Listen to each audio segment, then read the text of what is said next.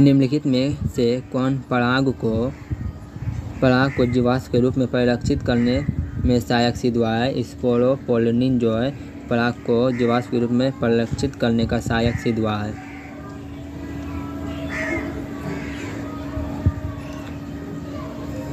बीजांड का पिंड बीजांड वृत्त से कहाँ पर संलयित होता है? तो नाभिका में संलयित होता है।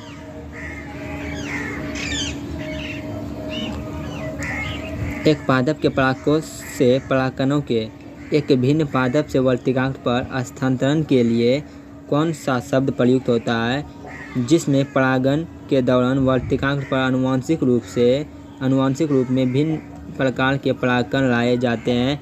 तो पल निषेचन कहलाता है।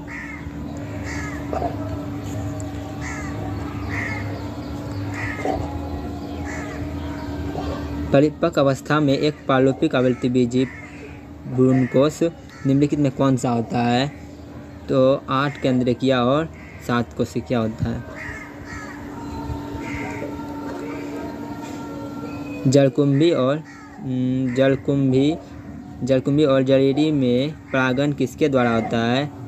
तो कीट या वायु के द्वारा होता है। समूहक और पारितोषिक किसके आवश्यक होते हैं? सामूहिक और पारितोषिक किसके लिए आवश्यक होते हैं? तो कीट के लिए आवश्यक होते हैं।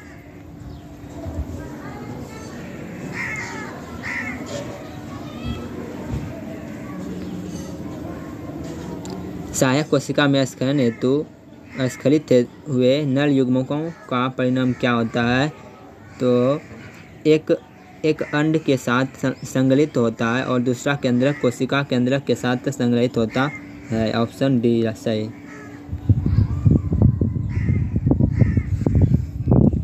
दोहरा निषेचन क्या है? दोहरा निषेचन यह है, इसमें युग्मक संलयन और त्रिसंलयन होता है। Option D.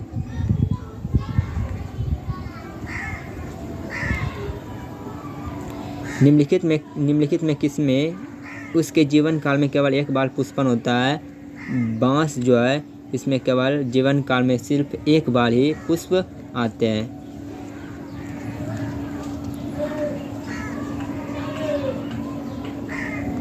बीज में अवशिष्ट बीजांडकाय को क्या कहा जाता है? बीज में अवशिष्ट बीजांडकाय को क्या कहा जाता है? तो परिभ्रूणपोष कहा जाता है।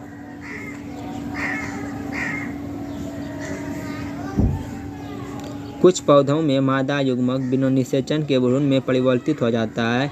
इस घटना को कहा जाता है, तो क्या कहा जाता है? अनिषेक जनन कहा जाता है। ऑप्शन डी सही होगा।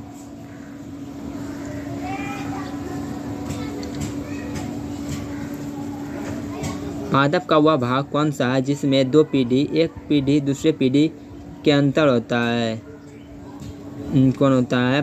परागकोश के अंदर परागकण, बिल्कुल सही। दो नर युग्मक वाली अंकुरित परागकण नहीं। फल के अंदर बीज नहीं। बीजांड के अंदर भ्रूणकोश, एकदम राइट। ए और डी किसमें? डी में। ऑप्शन डी सही होगा। Option D.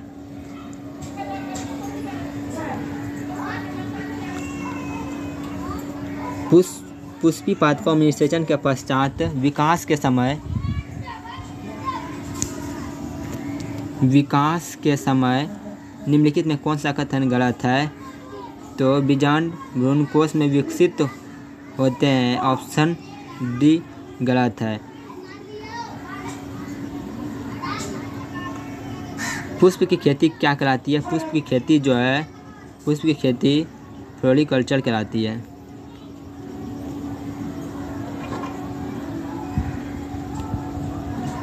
पुष्प की खेती क्या कहलाती है? फ्लोरिकल्चर कहलाती है।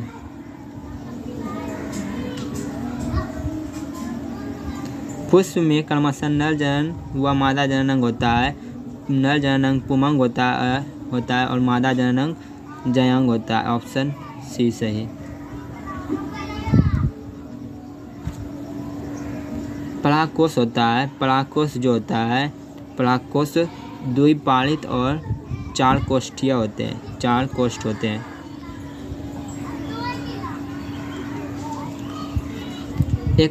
एक पालोपिक आवर्तीबीजी परागकोश द्विपालित होते हैं तथा प्रत्येक पाली में कितने कोष्ठ होते हैं? तो कोष्ठ पूछा है तो कोष्ठ होता है 4 होता है और पालित 2 होता है।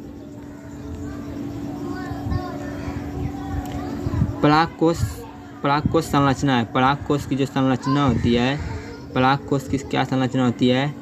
परागकोश की संरचना होती है 4 दिशीय।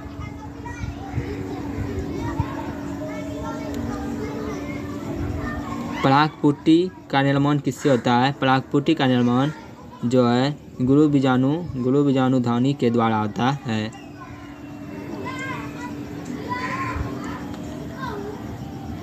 लघु बीजाणु ध्वनि 4 भित्ति परतों से आवृत होता है। लघु बीजाणु ध्वनि जो है 4 परतों से मिलकर बना होता है, जिनका बाहर से अंदर की ओर कौन सा होता है? पहले होता है बाहरी त्वचा, फिर अंतस त्वचा, फिर मध्य परत और टेपिटम होता है। ऑप्शन सी होगा राइट।